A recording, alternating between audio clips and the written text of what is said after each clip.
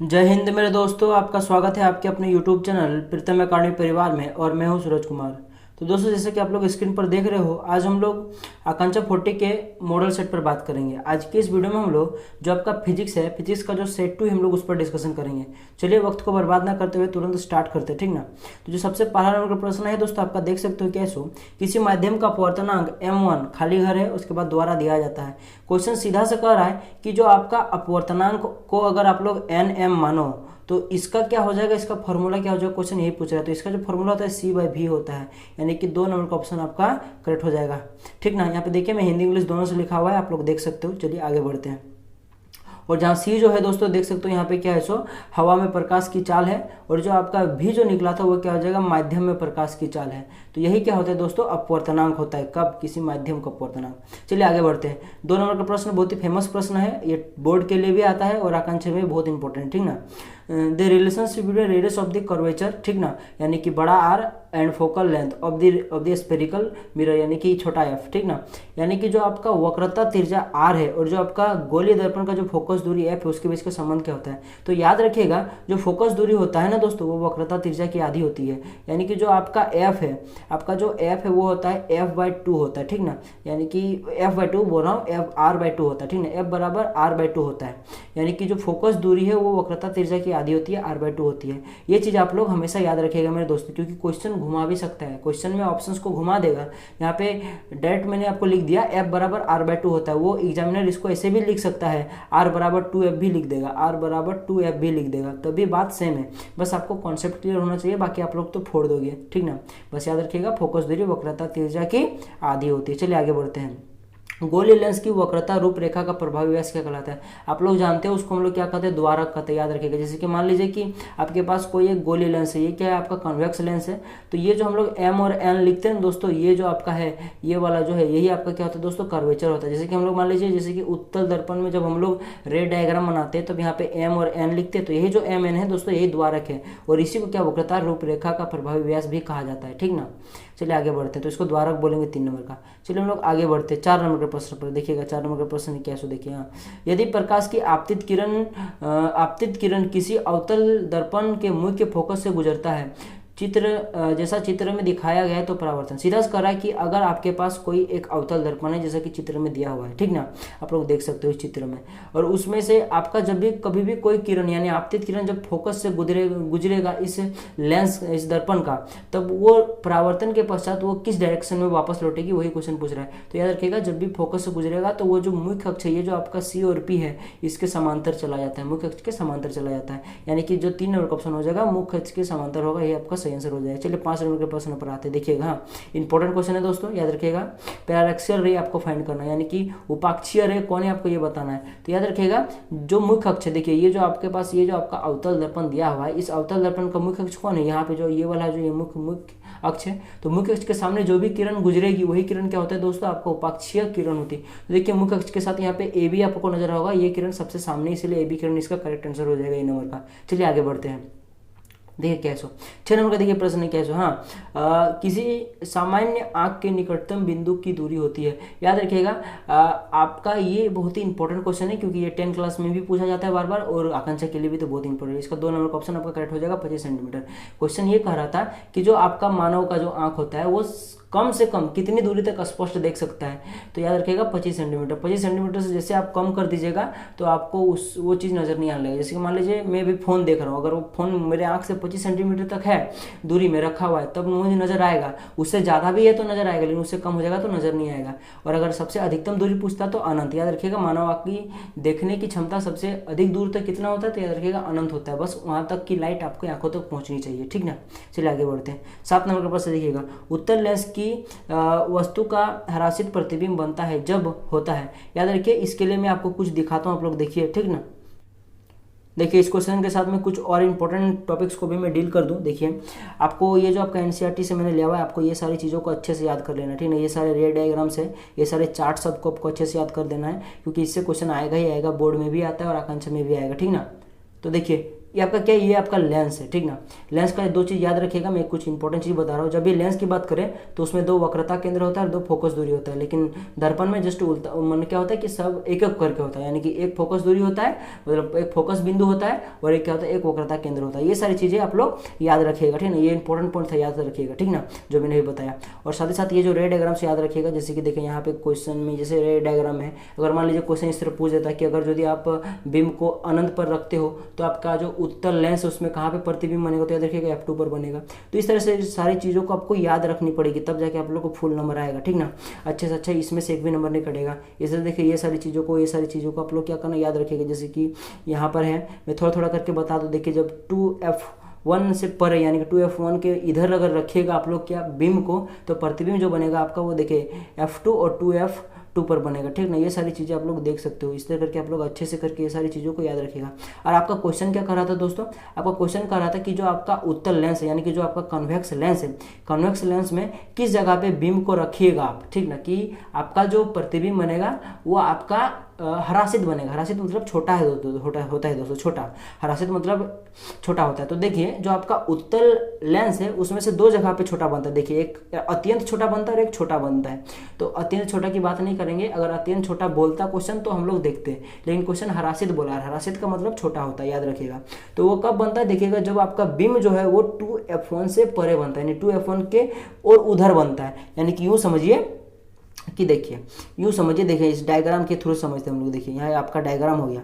देखिए ये आपका क्या है दोस्तों, 2F1 है, और आपका बीम जो रखा हुआ है वो कहाँ पे, इधर रखा हुआ है, यानी कि 2F1 के और इधर रखा हुआ है। तो 2F1 के और इधर रखा हुआ है, यानी कि क्या कहेंगे हम लोग। देखिए अगर ये बीम की दूरी को हम लोग यू से डिनोट करते हैं तो जाहिर सी बात है कि जो O है, O से जो 2F1 की जो दूरी है वो मान लीजिए कुछ है, और ये जो बीम की दूरी है वो कुछ ही है, और वो कुछ क्या है, U है। तो आप लोग देखने पे लग रहा है कि जो 2F1 की जो दूरी है वो क्या कम है U से, क्योंकि जाहिर सी बात है 2F1 से इधर जब रखिएगा तभी ना आपका प्रतिबिंब क्या बनेगा, हरासित बनेगा, छोटा बनेगा। और कहाँ बनेगा, F2 से 2F2 के बीच बनेगा। तो इसीलिए इसका जो सॉल्यूशन होगा, जो कि आपका आंसर में मिलेगा, वो आपका सही आंसर क्या हो जाएगा मेरे दोस्तों। आप लोग देख सकते हो कि जो आपका U होगा वो ग्रेटर देन क्या हो जाएगा, 2F हो जाएगा। तो यही आपका इसका सही आंसर हो जाएगा, ठीक ना। इसको आपको याद रखना है, ठीक ना। तो देख लेंगे हम लोग किस ऑप्शन में मैच कर जाएगा। सो यही इसका इस क्वेश्चन का आंसर हो जाएगा। बाकी मैं ये जो आपको PDF मैंने नया PDF खोला, ये आपके लिए खोला है ताकि आप लोग कुछ और चीज़ों को याद कर लो, ठीक ना। खासकर इसको भी याद कर लीजिएगा कि जो आपका उत्तल लेंस होता है उसमें कब आभासी तथा सीधा बनता है। तो याद रखिएगा जब F1 तथा प्रकाशी केंद्र O के बीच में रखा जाता है, ठीक ना। और ये जो प्रतिबिंब बनता है आप लोग देख सकते हो यहाँ पे, वो प्रतिबिंब कहाँ बनता है दोस्तों, बीम के साइड में ही बनता है। आप लोग देख सकते हो ये बीम है तो बीम के साइड में ही बना, बाकी तो हर तरफ ये दर्पण के अपोजिट साइड में, उल्टा साइड में बनता था, ठीक ना। तो इस तरह करके देखिए। और एक चीज़ याद रखिएगा कि जो ये अवतल दर्पण जो होता है, मतलब अवतल लेंस होता है, अवतल लेंस में सिर्फ दो ही सिचुएशन होता है। क्या होता है, एक अनंत पे यार तो रखिए, या तो आप O तथा अनंत के बीच में कहीं पे रखिए। और दोनों में क्या बनता है दोस्तों, जो प्रतिबिंब बनता है वो आभासी तथा सीधा बनता है, याद रखिएगा। और दोनों ही छोटा बनता है, एक अत्यंत छोटा बनता है और एक छोटा बनता है, जिसको हम लोग हरासित भी बोल सकते हैं। तो अवतल लेंस से भी क्वेश्चन आ सकता है दोस्तों, याद रखिएगा। उसी तरह देखिए यहाँ पे दर्पण की बात करें तो देखिए अवतल दर्पण हो जाएगा। और एक चीज़ याद रखिएगा कि अगर क्राइटेरिया वाइज अगर देखा जाए तो जो आपका अवतल जो आपका दर्पण है और जो आपका उत्तल लेंस है, ये दोनों का लगभग सेम होता है, क्योंकि उत्तल लेंस में 6 क्राइटेरिया बनता है और आपका अवतल दर्पण में भी 6 क्राइटेरिया बनता है। जैसा कि मैंने बताया, देखिए यहाँ पे जो बिंब है वो अनंत पर है, प्रतिबिंब F पर बना है। और जैसा कि मैंने बोला था दर्पण में F एक ही गो होता है और C एक गो होता है, यानी कि वक्रता केंद्र एक होता है, फोकस दूरी भी एक होता है। लेकिन लेंस में जस्ट उल्टा होता है, दो दो होता है, गोलीय लेंस में दो होता है। और उसी तरह देख सकते हो अगर आपका उत्तल दर्पण पूछ दे तो उसका सिर्फ 2 क्राइटेरिया होता है। जैसे कि आपका अवतल लेंस का होता है, क्या होता है कि एक या तो अनंत पे रखे या तो P तथा अनंत के बीच में, यानी प्रकाशी केंद्र, मुख्य प्रकाशी केंद्र और आपका मूल बिंदु भी बोल सकते हैं, मूल बिंदु और अनंत के बीच में रखिए, ठीक ना। ये दो ही सिचुएशन बन सकता है। और इसमें भी सेम कंडीशन है, ये हमेशा आभासी प्रतिबिंब बनाता है तथा वो छोटा ही बनाता है। याद रखिएगा अगर पूछेगा कि कौन सा दर्पण हमेशा छोटा प्रतिबिंब बनाता है, तो याद रखिएगा कौन सा, उत्तल दर्पण बनाता है। कौन सा लेंस हमेशा छोटा प्रतिबिंब बनाता है, हमेशा जो आपका कॉनकेव होता है अवतल लेंस वही बनाता है। याद रखिएगा ये सब छोटी छोटी चीज़ें, इन चार्टों को अच्छे से याद कर लीजिएगा, इनसे प्रश्न आएगा ही आएगा। तो चलिए हम लोग मॉडल जो हमारा पेपर था वहाँ पर पहुँचते हैं। तो जैसा कि मैंने अभी आपको एक्सप्लेन किया था कि U जो होगा दोस्तों वो ग्रेटर देन 2F होगा, तभी आपका जो प्रतिबिंब होगा वो हरासित बनेगा, ठीक ना। तो वो कहाँ हो जाएगा दोस्तों, यानी कि ये जो 4 नंबर का ऑप्शन आपका ये करेक्ट हो जाएगा। चलिए आगे बढ़ते हैं, ठीक ना। देखिए 8 नंबर का प्रश्न क्या है, किसी गोले दर्पण के मुख्य फोकस की संख्या होती है। जैसा कि मैंने आपको बताया कि दर्पण की अगर फोकस पूछे तो वो 1 होता है, अगर वक्रता केंद्र भी पूछ लेता तो भी 1 होता है, लेकिन जैसे लेंस पूछ देता तो क्या होता है, गोले लेंस अगर पूछ देता तो उसकी जो फोकस दूरी हो जाएगी वो क्या हो जाएगी दोस्तों, 2 हो जाती, और अगर वही वक्रता केंद्र भी पूछ लेता तो 2 हो जाता। इसीलिए चूंकि यहाँ पे दर्पण पूछा इसलिए 1 नंबर का ऑप्शन आपका करेक्ट हो जाएगा 1। चलिए 9 नंबर के प्रश्न पर आते हैं। देखिए निम्न विद्युत चुंबकीय तरंगों में से किसकी उच्चतम ऊर्जा होती है। तो इसके लिए मैं फिर से आपको कुछ चार्ट दिखाता हूँ, आप लोग उसको देखिए। आप लोग देख सकते हो ये जो है ये एक चार्ट है, ठीक ना। इसको आप लोग गौर से देख लीजिए दोस्तों, ठीक ना। और मैं कुछ आपको एक्सप्लेन करके देता हूँ। देखिए ये जो चार्ट है आपका, ये क्या है, कुछ देखिए, कुछ आपका यहाँ पे किरणें और कुछ तरंगे आपको दी हुई, जैसे कि रेडियो तरंगे हो गया, सूक्ष्म हो गया, आवर्तक हो गया, उसके बाद देखिए वो दृश्य हो गया, दृश्य तरंगे, उसके बाद देखिए पराबैंगनी हो गया, एक्सरे हो गया, उसके बाद गामा रेज हो गया, ठीक ना। तो ये सारी क्या दी हुई है आपको, तरंगे रेज दी हुई है, ठीक ना। तो आपको क्या करना है, इसका सबसे अधिकतम ऊर्जा किसकी होती है आप लोग कैसे फाइंड कीजिएगा। तो देखिए मैंने कुछ यहाँ पे लिखा हुआ है, मैंने इन जो तरंगे हैं, ये जो किरणें हैं, इनको मैंने क्या किया है कि बढ़ती हुई और घटती हुई आवृत्ति बोल सकते हो, बढ़ता हुआ तरंगदैर्घ्य, घटता हुआ तरंगदैर्घ्य के एक सीक्वेंस में सजा दिया है। अगर मैं बात करूँ तो जब आप लोग नीचे की तरफ आइएगा, यानी कि रेडियो एक्टिव है सबसे पहले, उसके बाद सूक्ष्म, इस तरह करके जब नीचे आप लोग आएगा गामा किरणें तक पहुंचेगा। तो ये जो मैंने सीक्वेंस लिखा हुआ है ऊपर से जब आप लोग नीचे आइएगा तब ये आवृत्ति बढ़ेगी इसमें, यानी फ्रीक्वेंसी इसकी बढ़ेगी। यानी सबसे अधिक फ्रीक्वेंसी में बात करूँ तो गामा किरणें की होगी, और सबसे कम बोलूँ तो रेडियो तरंगे की होगी, ठीक ना। और उसी तरह अगर मैं बात करूँ तरंगदैर्घ्य यानी वेव लेंथ की, तो वेव लेंथ को मैंने बढ़ेगा ऊपर की तरफ, यानी कि सबसे अधिक होगा रेडियो तरंगे का और गामा किरणें का सबसे कम होगा। यानी कि जस्ट उल्टा, अगर आवृत्ति की सबसे कम किस में होगा, रेडियो में, और तरंगदैर्घ्य सबसे ज्यादा किसका होगा, रेडियो में होगा। ये चीज तो आपको समझ में आ गया, ठीक ना। और चूंकि आपको एनर्जी पूछा तो एनर्जी को, या एनर्जी के लिए मैंने एक रिलेशन होता है, यूँ समझ लीजिए कि जिसकी फ्रीक्वेंसी यानी कि जिसकी आवृत्ति सबसे अधिक होगी उसकी एनर्जी सबसे ज़्यादा होगी, और जिसका तरंगदैर्घ्य सबसे कम होगा उसका ही क्या हो जाएगा, एनर्जी क्या होगा, ज़्यादा होगा। तो चूंकि देख सकते हो गामा किरणें जो है उसकी तरंगदैर्घ्य सबसे कम है, और आवृत्ति क्या है जो सबसे ज़्यादा है, तो इसीलिए क्योंकि इसकी एनर्जी सबसे ज़्यादा होगी।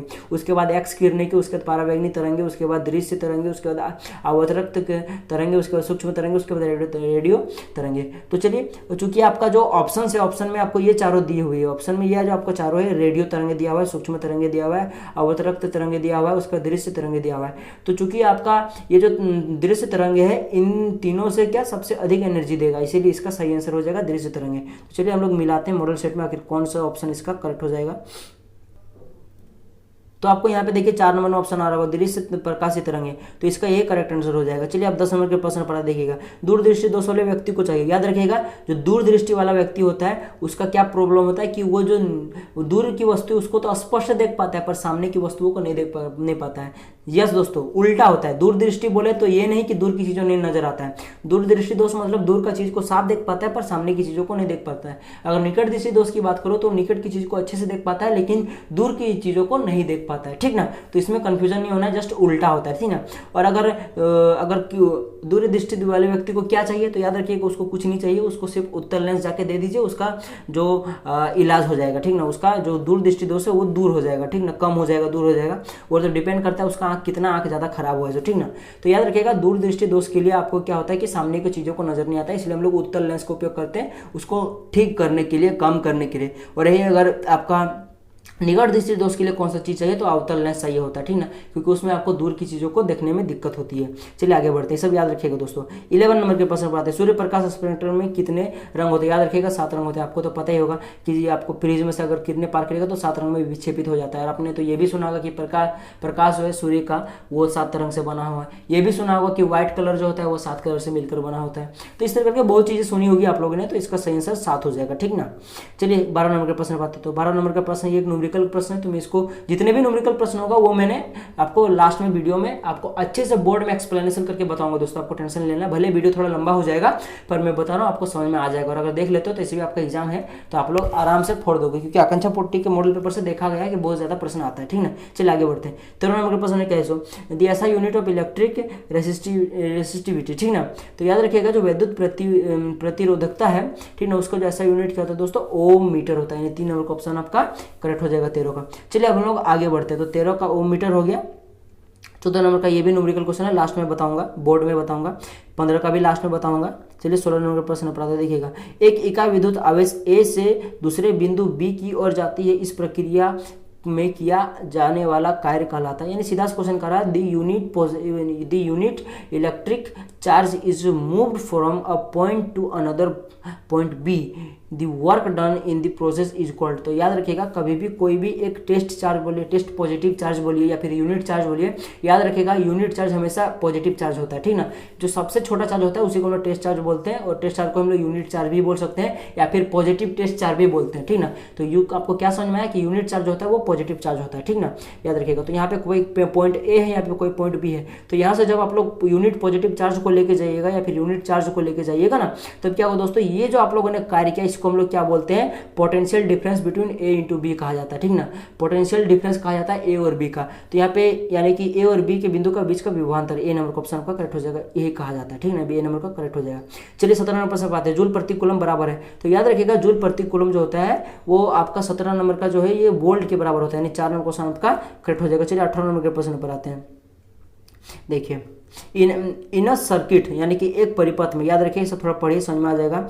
अमीटर हमेशा समांतर में तथा वोल्ट मीटर प्रतिरोधकों से श्रेणी क्रम में जुड़े होता है। तो दोस्तों ये तो आपका ये तो गलत हो जाएगा, क्योंकि वोल्ट मीटर जो होता है उसको हम लोग पार्श्व क्रम में जोड़ते हैं, और जो अमीटर होता है उसको हम लोग श्रेणी क्रम में जोड़ते हैं। ये उल्टा हो गया, नहीं कि ये तो होगा नहीं। उस तरह अमीटर तथा वोल्ट मीटर दोनों ही श्रेणी, ये तो हो ही नहीं सकता। अमीटर वोल्ट मीटर दोनों ही समांतर क्रम, ये भी नहीं हो सकता। 4 नंबर का बचा तो यही करेक्ट होगा, एक बार पढ़ लिया जाए। अमीटर हमेशा श्रेणी क्रम में, ये बात सही है, अमीटर हमेशा श्रेणी क्रम में तथा वोल्ट मीटर हमेशा पार्श्व क्रम या फिर समांतर क्रम में जोड़ा जाता है। याद रखिएगा पार्श्व क्रम का दूसरा नाम समांतर क्रम कहा जाता है। ठीक है, 4 नंबर का ऑप्शन आपका करेक्ट हो जाएगा।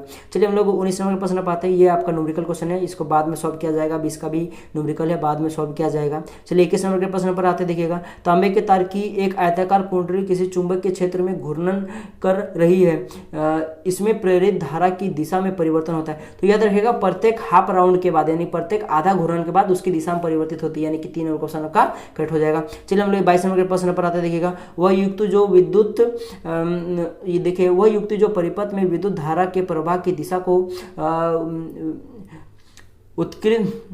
उत्क्रमित कर देती है उसे कहते हैं। तो याद रखिएगा उसको हम लोग क्या कहते हैं दोस्तों, उसको हम कम्यूटेटर कहते हैं। तो यानी कि 2 नंबर का ऑप्शन आपका करेक्ट हो जाएगा। उत्क्रमित कौन करता है, कम्यूटेटर करता है। यानी कि 22 नंबर का जो आपका 2 नंबर का ऑप्शन हो जाएगा ये आपका करेक्ट हो जाएगा, कम्यूटेटर। चलिए 23 का प्रश्न पाते हैं। चुंबक के प्रेरण की माप की इकाई है, तो याद रखिएगा जो चुंबक के प्रेरण है उसकी जो माप की इकाई हो जाएगी, उसकी मैग्नेटिक इंडक्शन जिसको हम लोग बोलते हैं इंग्लिश में, वो 33 का जो आपका जो यहाँ पे 3 नंबर में गॉस नजर आ जाएगा, ये आपका करेक्ट हो जाएगा। चलिए आगे बढ़ते हैं। देखिए 24 का जो प्रश्न है दोस्तों आपका 24 का देखिए क्या है, ये मैचिंग वाला क्वेश्चन है। इसमें से अगर आपको एक भी आता है ना दोस्तों तो 99% चांसेस होता है कि आपका मिला लोगे, सही कर लोगे। तो देखिए मैं आपको बता दूं जो इलेक्ट्रिक फोर्स है उसका जो होता है न्यूटन होता है, यानी कि जिसको विद्युत बल भी बोला जाता है। इलेक्ट्रिक चार्ज जिसको हिंदी में हम लोग क्या बोलते हैं, विद्युत आवेश बोलते हैं, इसका जो होता है दोस्तों ये कूलम्ब होता है। इलेक्ट्रिक पोटेंशियल जिसको हम लोग हिंदी में क्या होता है, विद्युत विभव बोलते हैं, इसका जो होता है वोल्ट बिटवीन 2 चार्ज बॉडीज, यानी कि वोल्ट बोल सकते हैं शॉर्ट में, ठीक ना। इलेक्ट्रिक कैपेसिटी यानी कि जिसको हम लोग बोलते हैं विद्युत धारिता, इसको हम लोग क्या फैराड से सूचित किया जाता है। तो इनमें से एक भी पता हो जाएगा आपको तो बन जाएगा। चलिए अगर मैं मान लो आपके तरह से सोचूं तो अधिकतर बच्चों को ये जो पोटेंशियल वाला होता है, माने इलेक्ट्रिक पोटेंशियल विभव वाला, इसको पता होता है, यानी कि वोल्ट होता है, ये अधिकतर बच्चों को पता होगा। तो ढूंढिएगा सी का एक कहाँ है, सो ठीक ना, ऑप्शन में। तो आप लोग देख सकते हो यहाँ पे ऑप्शन में, आपको यहाँ पे देखिए ऑप्शन में आपका सी, यहाँ पे सी का एक यहाँ पे नजर आ रहा है, यानी 3 नंबर का ऑप्शन करेक्ट होना चाहिए। तो थोड़ा मिला ले, ए का 2 है क्या, देखिए ना, ए जो है आपका ये बल, विद्युत बल का तो 2 न्यूटन, सही बात है। यानी कि आप लोग मिला के देखिएगा तो ये करेक्ट हो जाएगा, 3 नंबर का ऑप्शन आपका करेक्ट हो जाएगा। तो आपको एक भी आता है तो करेक्ट होने की चांसेस बहुत ज्यादा है। इसको मैं बोर्ड में बताऊंगा, बहुत अच्छे से बताऊंगा, 25 नंबर का, ठीक ना, 25 नंबर का बहुत अच्छे से बताऊंगा। चलिए 26 नंबर के प्रश्न पर आते हैं। चुंबकीय क्षेत्र की तीव्रता का मात्रक है, तो याद रखिएगा चुंबकीय क्षेत्र के जो तीव्रता का मात्रक होता है दोस्तों, वो क्या होता है दोस्तों आपका ऑर्स्टेड ना, 1 नंबर का ऑप्शन आपका करेक्ट हो जाएगा। ऑस्ट्रेट। ठीक ना, चलिए 27 नंबर के प्रश्न पर आते हैं। देखिए 27 नंबर प्रश्न क्या है, निम्न में से कौन किसी लंबे सीधी विद्युत धारावाही तार के निकट चुंबकीय क्षेत्र का सही वर्णन करता है। तो इनको जब पढ़िएगा आप लोग दोस्तों, चुंबकीय क्षेत्र में क्षेत्र रेखाएं तार के लंबवत होती है, चुंबकीय क्षेत्र में क्षेत्र रेखाएं तार के समांतर होती है, चुंबकीय क्षेत्र में क्षेत्र रेखाएं त्रिज्य होती है। इनका उद्भव यानी कि उद्भव तार से होता है। चुंबकीय क्षेत्र के संकेंद्रीय वृत्त होते हैं जो तार पर संकेंद्रित होता है। ये सही है दोस्तों, यानी कि 4 नंबर क्वेश्चन आपका करेक्ट हो जाएगा। ये सब दोस्तों डेफिनेशन वाइज क्वेश्चन है, समझ में ना। आप लोग एनसीईआरटी अगर अच्छे से पढ़ा तो एनसीईआरटी के लाइन से एक्सटेट किया गया है और कुछ नहीं है। तो आप लोगों ने एनसीईआरटी को लाइन बाय लाइन पढ़ा है तो आपको आकांक्षा को आराम से फोड़ सकते हो। ठीक ना, चलिए आगे बढ़ते हैं। 28 का इंग्लिश वाले देख लें। चलिए हम लोग हिंदी थोड़ा पढ़ते हैं। किसी चुंबकीय क्षेत्र में किसी कुंडली के घूर्णन करने पर उस कुंडली में उत्पन्न प्रेरित विद्युत धारा किस दिशा में की दिशा को निर्धारित करने वाला नियम है। तो याद रखिएगा फ्लेमिंग का जो दाहिना हाथ का नियम था, यानी कि राइट हैंड वाला जो नियम था फ्लेमिंग का, वो इसका करेक्ट हो जाएगा। 3 नंबर का ऑप्शन आपका करेक्ट हो जाएगा। किसका? 28 का 3 नंबर का ऑप्शन आपका करेक्ट हो जाएगा। चलिए हम लोग 29 के प्रश्न पर आते हैं। देखिए 29 का प्रश्न क्या है, आपके पास देखिए 29 का जो प्रश्न है देखिएगा, किसी विद्युत रोधित तांबे के तार की कुंडली को किसी गैल्वेनोमीटर में संयोजित की जाती है। क्या होगा यदि इसे क्षण चुंबक कुंडली के भीतर स्थित रखा जाए तो? सर आपको पता है क्या होगा, चुंबक में जो आपका गैल्वेनोमीटर है वो छोटा छोटा भी करंट मिलता है तो वो क्या होता है, डिफ्लेक्ट करता है। ठीक ना, तो वो क्या हो जाएगा, डिफ्लेक्ट, थोड़ा थोड़ा डिफ्लेक्ट जरूर करेगा। तो देखिए ऑप्शन में क्या देखो, सुई एक दिशा में क्षणित गति करेगी, सुई ए की विपरीत दिशा में क्षणित गति करेगी, सुई में कोई विक्षेपण नहीं होगा, इनमें से कोई नहीं होगा। तो दोस्तों इसका जो सही आंसर हो जाएगा 29 का, याद रखिएगा जैसे कि मैंने आपको बताया 3 नंबर सुई में विक्षेपित नहीं दिखाई देगा। इसमें क्या हो जाएगा, सुई में विक्षेपित नहीं दिखाई देगा, क्योंकि ये जो क्वेश्चन है, क्योंकि ये क्या है दोस्तों, ये एक विद्युत रोधी तांबे का तार था। ठीक ना, चलिए आगे बढ़ते हैं हम लोग। ठीक ना, चलिए आगे बढ़ते हैं। एन इलेक्ट्रिक कॉइल और बैटरी इज यूज टू। तो आपको इलेक्ट्रिक कॉइल जो है दोस्तों, यानी कि जो विद्युत इलेक्ट्रिक सेल है, कॉइल नहीं है, इलेक्ट्रिक सेल यानी कि विद्युत सेल तथा अथवा बैटरी का उपयोग किस में क्या आता है दोस्तों? तो चलिए ऑप्शंस में क्या देखिएगा, चालक के आर पार विद्युत धारा मापने में। ये तो गलत बात है, क्योंकि विद्युत धारा मापने का काम किसी और का है, और वो किसका है दोस्तों आपको कमेंट करके बताना है। चालक के 2 बिंदुओं के बीच विभवांतर बनाए रखने में, हाँ ये सही है दोस्तों, यानी कि दोनों क्वेश्चन करेक्ट होगा। चलिए आगे भी पढ़ लेते हैं। विभवांतर मापने में नहीं, ये गलत बात है, विभवांतर दूसरा कोई मापता है, कौन मानता है आपको कमेंट करके बताना है। फिर भी बता दो, वोल्ट मीटर मापता है। ठीक है, चलिए आगे बढ़ते हैं। लघु पतन से बचने के लिए, लघु पतन मतलब क्या होता है दोस्तों? Short circuit. तो ये नहीं होता है। ठीक ना, यानी कि दोनों क्वेश्चन करेक्ट हो जाएगा। 31 का जो प्रश्न देखिए, किसी चालक में मुक्त इलेक्ट्रॉन्स, ठीक ना, ऑप्शन निम्न विभव वाले क्षेत्र की ओर घूमते हैं, उच्च विभव वाले क्षेत्र की ओर घूमते हैं। हाँ, तो दोनों क्वेश्चन आपका करेक्ट हो जाएगा, उच्च विभव वाले क्षेत्र की ओर घूमते हैं, यानी कि 31 का जो हो जाएगा आपका 2 नंबर का आंसर करेक्ट हो जाएगा। चलिए आगे बढ़ते हैं। देखिएगा 32 का प्रश्न क्या है, जेट प्लेन की सिद्धांत पर क्या कहता है? जेट प्लेन का जो इंजन है वो रे के समय यानी कि लीनियर मोमेंटम पर कार्य करता है। 2 नंबर का ऑप्शन आपका करेक्ट हो जाएगा। 33 का प्रश्न देखिएगा, एक जल से भरा बंद बोतल में जल जमने से फटने के कारण क्या होता है? आप लोग एक प्रैक्टिकल कीजिएगा, घर में फ्रिज है तो क्या कीजिएगा, एक बोतल में लबालब यानी कि फुल पानी भर लीजिएगा, उसको और फ्रिज में जमने के लिए छोड़ दीजिएगा, तो देखिएगा बोतल फट जाएगा। क्योंकि क्यों होता है कि जब आप पानी को जमाते हो तो वो उसका आयतन बढ़ता है, इसीलिए 4 नंबर का ऑप्शन आपका करेक्ट हो जाएगा, जमने पर जल का आयतन बढ़ता है। चलिए हम लोग 34 के प्रश्न पर आते हैं। देखिएगा आगे देखिएगा, देखिए वाहनों के पीछे के दृश्य को देखने के लिए किस दर्पण का उपयोग किया जाता है? दोस्तों आपको पता है ये बहुत ही इंपॉर्टेंट क्वेश्चन है 10 क्लास के बेसिस पर भी, और आपका इसके लिए भी इंपॉर्टेंट है। तो देखिएगा उत्तल दर्पण का उपयोग किया जाता है। ठीक है, चलिए आगे बढ़ते हैं हम लोग। देखिए 35 नंबर में आपका क्वेश्चन क्या गया, यदि एक क्षण चुंबक जैसा चित्र में दिखाया गया है अकस्मात रूप से 2 भागों में टूट जाता है तो ABCD प्रांतों का ध्रुव होगा। कुछ नहीं क्वेश्चन ये बोल रहा है कि आपके पास पहले ये एक N और S वाला क्या था, एक गोटा गोटी आपके पास चुंबक था, किसी कारण से वो क्या हुआ 2 टुकड़ों में इस तरह करके टूट जाता है। तो अब जो ABC यहाँ पे जो लिखा हुआ है, इनका जो ध्रुव होगा वो क्या हो जाएगा? तो आपको पता है जब चुंबक गोटा गोटी था तो इस तरफ आपका नॉर्थ था, इस तरफ साउथ था, और बीच में ऐसा कुछ नहीं था। तो जब ये 2 टुकड़ों में टूट गया तो ये दोनों अलग अलग चुंबक बन जाएगा दोस्तों। अब जब चुंबक बना है तो जाहिर सी बात है नॉर्थ और साउथ दोनों होगा। तो जब अगर पहले हम लोग इस टुकड़े की बात करते, ठीक है, हम लोग पहले इस टुकड़े की बात करते, तो इस टुकड़े में गौर करके देखो, तो इस टुकड़ा जब ये बीच में इस तरह करके टूटा, ये बड़ा वाला से बीच में टूटा, तो ये कुछ इस प्रकार से दो भागों में विभाजित हो गया है दोस्तों, ये 2 भागों में विभाजित हो गया है। तो इधर वाला ए वाला जो पार्ट है ये तो पहले से नॉर्थ था, तो बचा कौन वाला, ये वाला बचा, तो ये वाला साउथ हो जाएगा दोस्तों, क्योंकि मैंने बोला कि टूटने पर वो एक चुंबक जैसा व्यवहार करेगा, यानी वो चुंबक का चुंबक ही रहेगा। तो चुंबक रहने के लिए क्या चाहिए, नॉर्थ और साउथ पोल चाहिए। तो वो पहले जब एक नॉर्थ पोल था तो दूसरा क्या हो जाएगा, साउथ पोल बन जाएगा, यानी बी क्या बन जाएगा दोस्तों, साउथ बन जाएगा। क्या बी क्या बन जाएगा दोस्तों, साउथ बन जाएगा। चलिए आगे देखते हैं। उसी तरह देखिए, ये जब इधर वाला भाग को मैं बात करूं तो देखिए, इधर जब टूटा तो इधर वाला क्या था, ये वाला डी वाला क्या था, पहले से साउथ था, तो जाहिर सी बात है इधर वाला नॉर्थ हो जाएगा, यानी कि सी जो हो जाएगा ये आपका नॉर्थ हो जाएगा। और जो आपका एन तो देखिए यहाँ पे ए क्या है, ए बी सी डी, तो ए आपका क्या, ए तो पहले से नॉर्थ है, डी तो पहले से साउथ था, सी आपका क्या बन गया दोस्तों, नॉर्थ बन गया, और आपका बी क्या बन गया दोस्तों, साउथ बन गया। तो देखिए जो आपका बी नंबर में ऑप्शन नजर आ रहा होगा ए और सी, यानी कि जो आपका ए और सी नजर आ रहा है, ए और सी, ये क्या हो जाएगा दोस्तों, उत्तरी ध्रुव, जिसको नॉर्थ ध्रुव बोलेंगे हम लोग, नॉर्थ पोल। और आपका बी और डी ये जो क्या है दोस्तों, साउथ पोल हो जाएगा, दक्षिणी ध्रुव, यानी कि बी नंबर ऑप्शन का करेक्ट हो जाएगा।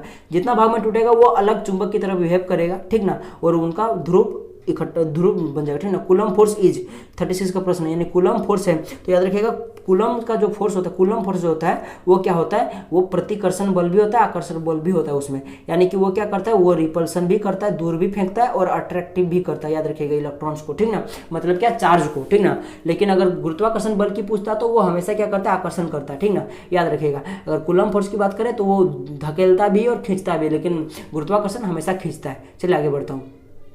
27 के प्रश्न का ये एक न्यूमेरिकल क्वेश्चन है, बोर्ड में बताऊंगा। चलिए 38 के प्रश्न में, क्रांति ताप पर किसी चालक का प्रतिरोध होता है, याद रखिएगा शून्य होता है, क्रांति ताप पर शून्य होता है, याद रखिएगा, इंपॉर्टेंट क्वेश्चन। चलिए आगे बढ़ते हैं।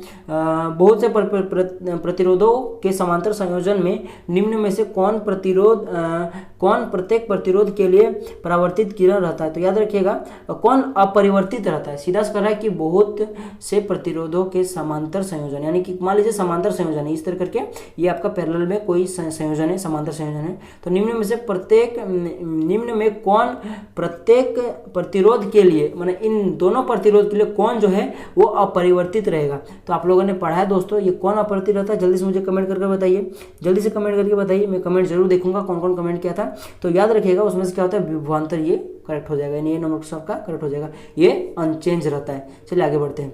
लेकिन करंट कहता तो चेंज होता है, और यही अगर देखिए दोस्तों, अगर आपका पार्श्व क्रम में है, यानी कि अगर आपका समांतर क्रम है तो विभवांतर समान होता है, लेकिन इसका करंट चेंज होता है। लेकिन अगर समांतर क्रम में तो करंट चेंज होगा, विभवांतर अलग अलग हो जाएगा, याद रखिएगा। चलिए आगे बढ़ते हैं। 40 नंबर के प्रश्न पर देखते हैं। लास्ट प्रश्न है, निम्न में से किसकी मदद से निम्न वोल्ट एसी को उच्च वोल्ट एसी में बदला जा सकता है, तो याद रखिएगा स्टेप अप ट्रांसफार्मर की मदद से हम लोग जो लो एसी वोल्टेज को हम लोग हाई एसी वोल्टेज में कन्वर्ट कर सकते हैं, यानी 3 नंबर क्वेश्चन आपका करेक्ट हो जाएगा। तो चलिए जो आपका आकांक्षा पोटी में जो बनाने वाला क्वेश्चंस दिया हुआ है उसको हम लोग सॉल्व करते हैं, ठीक ना। तो आकांक्षा पोटी के सेट में आपको 12 नंबर का प्रश्न है जो उसको आपको बनाना पड़ेगा। तो चलिए 12 नंबर प्रश्न को हम लोग हल करते हैं। तो 12 नंबर का आपका प्रश्न क्या, थोड़ा देखिएगा। 100 joule of heat is produces each second in a 4 ohm resistance, यानी 4 ओम का आपके पास कोई प्रतिरोध है जो प्रति सेकंड 100 जूल का उसमें उत्पन्न करके देती है। तो उसमें से आपको क्या करना है, पोटेंशियल डिफरेंस आपको फाइंड करना है, तो उसका आपको विभवांतर भी निकालना है। तो अकॉर्डिंग टू 12 नंबर क्वेश्चन, यानी कि 12 नंबर के क्वेश्चन के अकॉर्डिंग आपको क्या करना है दोस्तों, भी फाइंड करना है, भी इक्वल टू व्हाट, ठीक। और आपको डाटा गिवन दिया है, इस भी को फाइंड करने के लिए आपके पास डाटा है, एक आपके पास रेजिस्टेंस दिया हुआ है, इस रेजिस्टेंस का आपको प्रतिरोध दे दिया गया है जो कि 4 ओम है, और एक चीज बोला गया है कि ये जो रेजिस्टेंस है ये प्रत्येक सेकेंड में ये 100 जूल ऊष्मा उत्पन्न करती है। यानी कि आपको इस डाटा को उपयोग करते हुए इनके जो ये जो पॉइंट्स हैं इनके बीच का आपको भी फाइंड करना है, विभवांतर फाइंड करना है। तो अब बात रही कैसे फाइंड करें, तो आप लोगों ने एक फॉर्मूला पढ़ा होगा, पी का, पावर का, शक्ति का, v बटे टी। क्या मैं बोल रहा हूं, P is equal to v बटे टी। इसका मतलब क्या होता है कि बोल सकते हो आप लोग इस तरह से, इकाई समय में किया गया कार्य ही आपका पावर है, यानी कि आपका शक्ति है। ये चीज आप लोगों ने पढ़ा हुआ है। तो दोस्तों अब थोड़ा सा आप लोग यहाँ पे गौर फरमाइए, 1 सेकंड में 100 जूल ऊष्मा निकल रही है, ठीक। क्या आप लोग इस 1 सेकंड को आप लोग इकाई समय बोल सकते हो? एकदम बोल सकते हो। तो क्या आप लोग इस तरह बोल सकते हो इकाई समय में 100 जूल ऊष्मा उत्पन्न कर रही है? क्या आप लोग इसको इस तरह बोल सकते हो इकाई समय में 100 जूल कार्य कर रही है, इकाई सेकंड में 100 जूल ऊष्मा निकालने का कार्य कर रही है, इकाई समय में 100 जूल ऊष्मा निकालने का कार्य कर रही है। और जब इकाई समय में कार्य किया जाता है तो उसको हम लोग P बोलते हैं, और इकाई समय में कितना कार्य किया जा रहा है? 100 जूल ऊष्मा निकालने का कार्य किया जा रहा है। यानी कि हम लोग इस P को इस तरह से लिख सकते हैं, जो कार्य हो रहा है वो 100 जूल का हो रहा है और समय दिया हुआ है इकाई समय 1 यानी कि 1 दिया हुआ है। तो अगर आप लोग इसको काटिएगा 1 से 100 को तो ये 100 का 100 ही रह जाएगा, और ऊपर में जूल है, नीचे में सेकंड है, जूल पर सेकंड, और सेकंड जूल पर सेकंड को हम लोग यहाँ पे हम लोग पावर है तो हम लोग इसको वाट में लिख सकते हैं, यानी कि 100 वाट का यहाँ पे कार्य किया जा रहा है। ये जो आपका डाटा दिया हुआ था 1 सेकंड में 100 जूल ऊष्मा निकालने वाला, इससे हम लोगों ने P का फॉर्मूला निकाल लिया, क्योंकि प्रति इकाई समय में किया गया जो कार्य होता है उसको हम लोग P बोलते हैं, और यहाँ प्रति इकाई समय में इतना जूल ऊष्मा निकल रही है, कितना जूल? 100 जूल। तो इसको हम लोग P लिख सकते हैं, यानी P निकल गया आपका 100 वाट। इस तरह करके थोड़ा थोड़ा क्वेश्चन घुमाता है, ठीक ना। P इक्वल टू 100 वाट निकल गया तो हम लोग P इक्वल टू 100 वाट लिख लेते हैं। और आपको आगे से R इक्वल टू आपको 4 ओम दिया हुआ है। अब क्या करना है, आपको V निकालना है। तो V P R का एक रिलेशन होता है, आपको पावर का आपके पास एक रिलेशन होता है, आप लोगों ने पढ़ा होगा। P equal to V into I होता है, V इंटू आई होता है, P equal to V into I होता है, ठीक। विभवांतर इंटू क्या होता है? करंट होता है। तो आप लोग क्या V इंटू आई को क्या और कन्वर्ट कर सकते हैं, क्योंकि आपके पास यहाँ पे देख सकते हो आपके पास V फाइंड करना है, आपके पास P है लेकिन I नहीं है, यानी कि आपको I को क्या चेंज करना पड़ेगा। I को चेंज कीजिएगा तो आप लोगों ने ओम का नियम तो जरूर पढ़ा है दोस्तों। ओम का नियम क्या होता है? V equal to I R होता है, ठीक। तो यहाँ से आप लोग I का वैल्यू निकाल सकते हो। तो I का वैल्यू जब निकालेगा तो R इधर भागा में आ जाएगा तो V बटे R आ जाएगा। तो आप लोग यहाँ पे I के जगह पे आप लोग क्या लिख सकते हो दोस्तों? V बटा R लिख सकते हो, ठीक। चूंकि ऊपर में 2 को भी है इसीलिए यहाँ पे V का स्क्वायर बटे R कर दीजिए। तो ये जो P का फाइनल फॉर्मूला निकल कर आएगा V स्क्वायर बटे R, यही आपका ये जो डाटा है उसमें बैठ जाएगा। आपके पास यहाँ पे दिया हुआ है, मैं थोड़ा सा इसको रफ कर लेता हूं। देखिए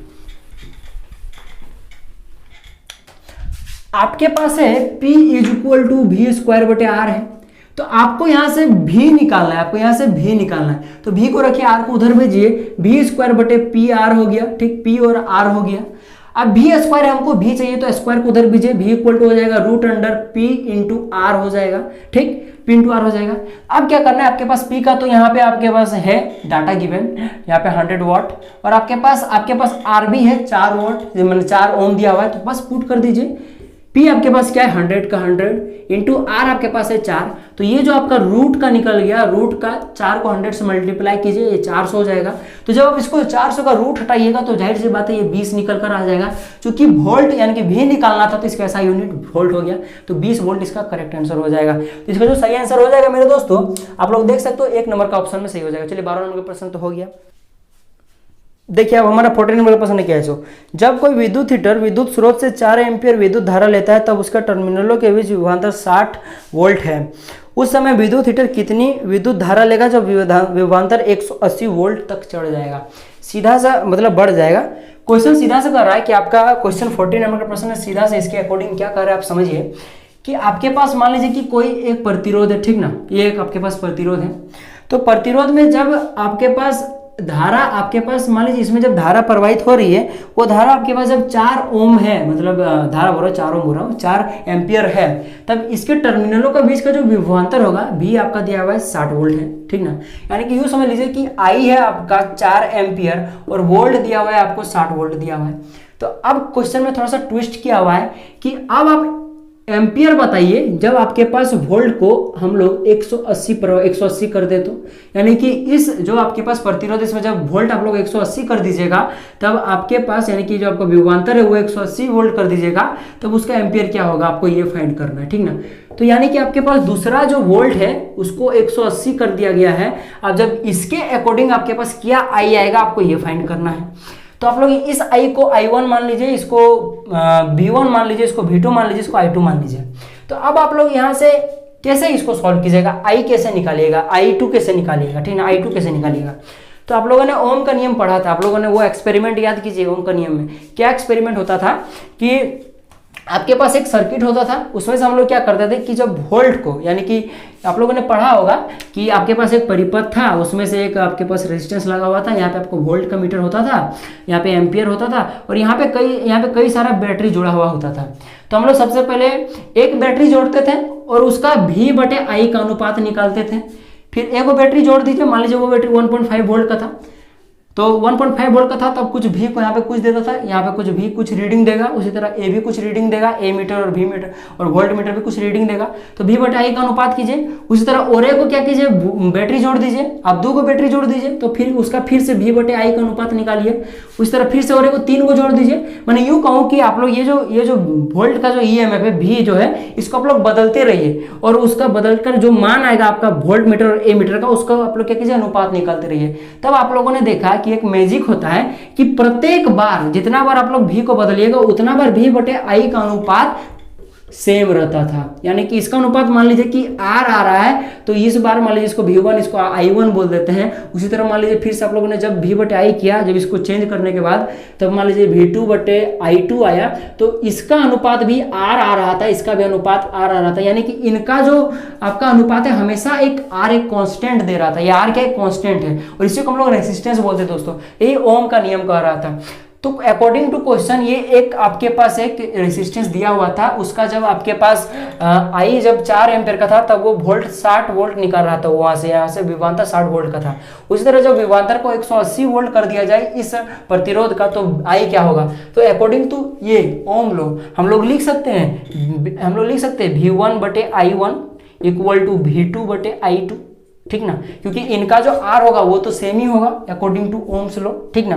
तो चलिए इसको फाइंड करते हैं। V1 के जगह पे V1 रखिए, V1 के जगह पे 60 रख दिया। I1 के जगह पे हम लोग क्या करेंगे, देखिए 4 रख देंगे। उसके बाद इक्वल टू हम लोग क्या करेंगे, V2 आपके पास क्या 180 है, इक्वल टू I2 हम लोग x माने तो x रख देंगे। आप इसको थोड़ा सॉल्व कीजिए, तो देखिए हम लोग सॉल्व करते हैं, ठीक ना। यहाँ से काटते हैं, 2 2 4, 2 3 6 60 हो गया, यहाँ पे 15 आ गया, यानी कि 15 आएगा आपके यहाँ पे, ठीक ना। तो 15 अब क्या कीजिए, क्रॉस मल्टीप्लिकेशन कीजिए 15 को x के साथ, और यहाँ पे कुछ नहीं यानी कि 1 है, यानी कि 180 को 1 के साथ, यानी कि क्या हो जाएगा 15x इक्वल टू हो जाएगा 180 हो जाएगा। अब इस 15 को उधर भेज दीजिए, यानी कि x इक्वल टू हो जाएगा 180/15।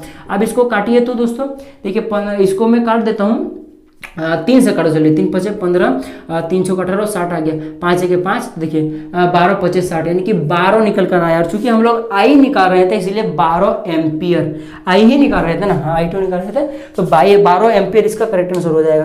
तो देखिए ऑप्शन नंबर आपको 4 नजर आ रहा होगा, 12 एम्पियर। चलिए ये तो बन गया। चलिए हम लोग आगे प्रश्न पर बढ़ते हैं। ये बड़ा सिंपल सा क्वेश्चन है। आपके पास एक सर्किट जैसा दिया हुआ है, देखिए इसमें कुछ सब सेम रेजिस्टेंस वाला एक आपके पास प्रतिरोध जुड़ा हुआ है, देखिए इस प्रकार से है।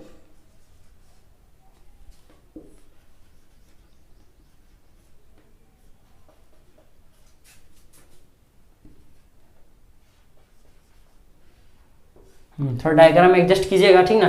प्रत्येक का जो प्रतिरोध है वो 1 ओम दिया हुआ है, ठीक ना। प्रत्येक का 1 ओम दिया हुआ है, ठीक ना। तो आपको क्या करना है, इसका टोटल का आपको क्या करना है, जो इसका टोटल का जो R होगा, पूरा का जो प्रतिरोध होगा वो आपको फाइंड करना है। तो कैसे कीजिएगा, देखिए आप लोग सबसे पहले ये वाला पार्ट को पकड़िए। इसको अगर मान लीजिए ये वाला, इसी से मान लीजिए इसको तोड़ दिए इस तरह से, ठीक है, तो 2 खंड में डिवाइड हो जाएगा।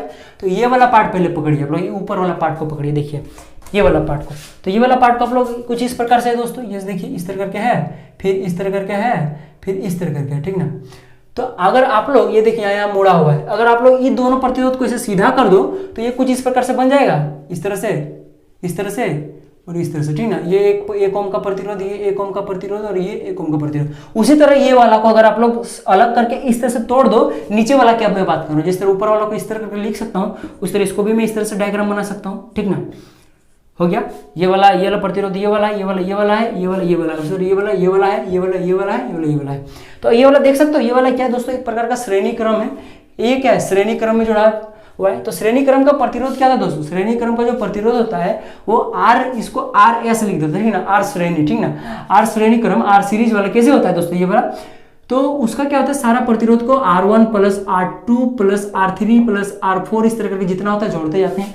3 को है तो तीनों जोड़ दीजिए, 3 को तीनों सेम ओम का है, सेम 1 ओम का है, तो 3 को तीनों जोड़ दीजिए, 1 ओम 2 ओम 3 ओम, तो टोटल कितना हो जाएगा दोस्तों, 3 ओम का ये प्रतिरोध हो जाएगा। तीनों को जोड़ दीजिए आपस में, तो ये 3 ओम हो जाएगा ये, यानी कि ये ऊपर वाला का जो प्रतिरोध हो जाएगा वो 3 ओम हो जाएगा। उसी तरह नीचे वाला का भी जोड़ दीजिए, 1 ओम 2 ओम 3 ओम, तो ये भी क्या हो जाएगा, 3 ओम का हो जाएगा, क्योंकि ये भी सीरीज में जुड़ा हुआ है। तो इधर नीचे वाला का 3 ओम, इधर नीचे वाला का 3 ओम हो गया। तो मैं टोटल क्या इस डायग्राम को क्या मैं इस प्रकार से बना सकता हूँ, क्या एक प्रतिरोध इस प्रकार से डेट बना देता हूँ, मैं इसको इस प्रकार से बना देता हूँ, ठीक ना। ऊपर वाला को मैंने 3 ओम मान लिया, ठीक, नीचे वाला को 3 ओम मान लिया। तो क्या ये और ये डायग्राम सेम है, एकदम सेम है, प्रतिरोध के हिसाब से, दिखने के हिसाब से सेम नहीं है। मैंने क्या किया कि इन तीनों का प्रतिरोध को एगो प्रतिरोध बना दिया, उसी तरह इन तीनों का प्रतिरोध को मैंने एगो प्रतिरोध बना दिया, तो सेपरेटली मेरे पास 2 गो प्रतिरोध आ गया। ऊपर वाला का 3 ओम आया था, नीचे वाला का 3 ओम आया था। इन तीनों को जोड़ने के बाद आया तो समझ में आ गया आपको। अब ये आपको देख सकते हो, ये आपका पैरेलल कॉम्बिनेशन में जुड़ा हुआ है। तो अब हम लोग क्या करेंगे, आपके पास जो RP है यानी कि R पैरेलल है, यानी कि प्रतिरोध पैरेलल में जो होगा हम लोग वो निकाल लेंगे। तो पैरेलल का फॉर्मूला क्या होता है दोस्तों, 1/R equal to 1/R1 plus 1/R2 plus 1/R3 plus 1/R4 इस तरह करके जोड़ा जाता है। तो यहाँ पे 2 प्रतिरोध है, इसलिए 1/R1 प्लस 1/R2, इसको R1 मान लीजिए, इसको R2 मान लीजिए। R1 का वैल्यू 3, R2 का वैल्यू 3, तो इसको लिख सकते हैं 1/3 प्लस 1/3। अब इसको सॉल्व कर दीजिए, 3 एलसीएम आ जाएगा, तो 1 प्लस 1 आ जाएगा, इसको 2/3 आ जाएगा।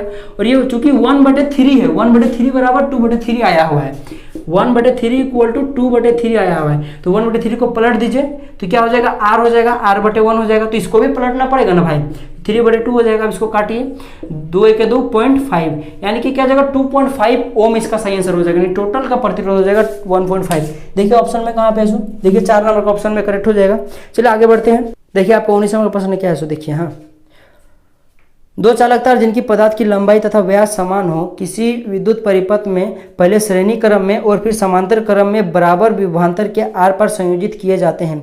श्रेणी क्रम तथा समांतर क्रम में उत्पन्न ऊर्जा का अनुपात, आपको क्या करना है, ऊर्जा का अनुपात ज्ञात करना है, क्या होगा, ठीक है, आपको ये फाइंड करना है। तो सीधा सा क्वेश्चन आपको कह रहा है कि आपके पास 19 नंबर का क्वेश्चन है आपका, है आपके पास 2 तार दिया हुआ है। चलिए 2 तार है आपके पास, ठीक, इन दोनों तार सेम तार है, यूँ समझ लीजिए, क्योंकि इसका क्रॉस सेक्शनल एरिया भी समान है, लंबाई भी इन दोनों का समान है, दोनों एक ही पदार्थ से बना हुआ है, यानी कि अगर सोना है तो ये भी सोना ही है, अगर चांदी है तो ये भी चांदी है, ठीक, यानी कि कुल मिलाकर बोलो तो दोनों सेम है, ठीक ना। और इनके बीच का विभवांतर भी क्या है दोस्तों, समान है। ये चीज आपको, ये दो चीज बोला गया, ठीक ना। तो आपको अब क्या बोला है क्वेश्चन कि इन दोनों तारों को एक बार आपका श्रेणी क्रम में जोड़ा गया, ये रहा श्रेणी क्रम में, ठीक, और एक बार पार्श्व क्रम में जोड़ा गया है, इस तरह करके, ठीक, इस तरह करके पार्श्व क्रम में जोड़ा गया है। अब आपको इसके द्वारा निकला हुआ हीट और इसके द्वारा निकला हुआ हीट को फाइंड करके इनका अनुपात निकालना है।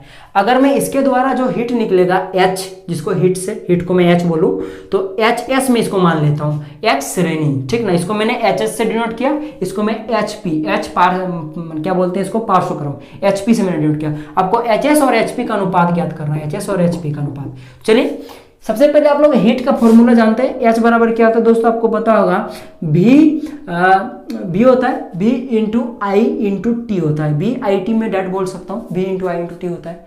और I का formula according to Ohm's law I equal to होता है V/R होता है। V/R I के जगह पे रखिए तो V/R आ जाएगा, और V/R यहाँ भी है और यहाँ भी V है, तो V स्क्वायर हो जाएगा।